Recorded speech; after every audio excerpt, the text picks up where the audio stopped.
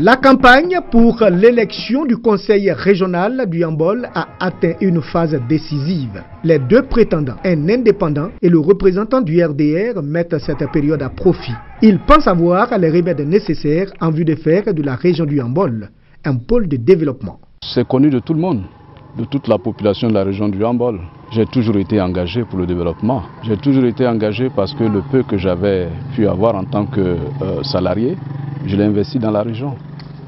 Dans l'hôtellerie, dans une chaîne de poissonnerie, dans une école ferme, tout ça au profit des populations. Eh bien, si je suis élu, si ma liste est retenue par les populations, nous allons continuer sur cette lancée.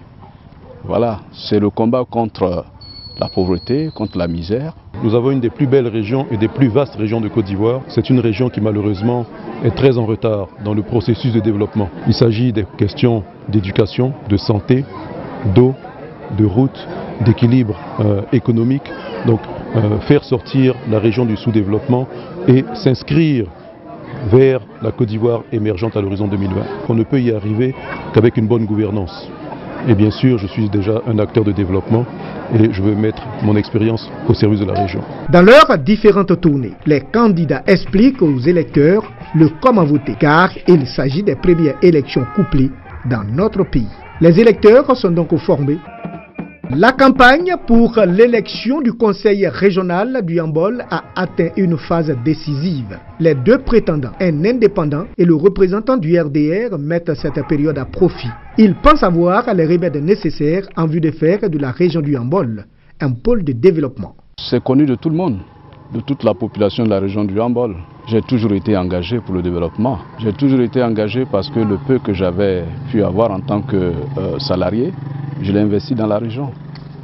Dans l'hôtellerie, dans une chaîne de poissonnerie, dans une école ferme, tout ça au profit des populations. Eh bien, si je suis élu, si ma liste est retenue par les populations, nous allons continuer sur cette lancée.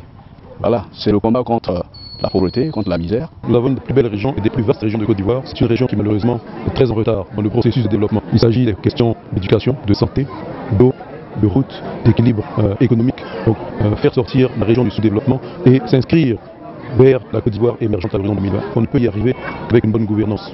Et bien sûr, je suis déjà un acteur de développement et je veux mettre mon expérience au service de la région. Dans leurs différentes tournées, les candidats expliquent aux électeurs le comment voter, car il s'agit des premières élections couplées dans notre pays. Les électeurs sont donc formés par les candidats afin de voter juste.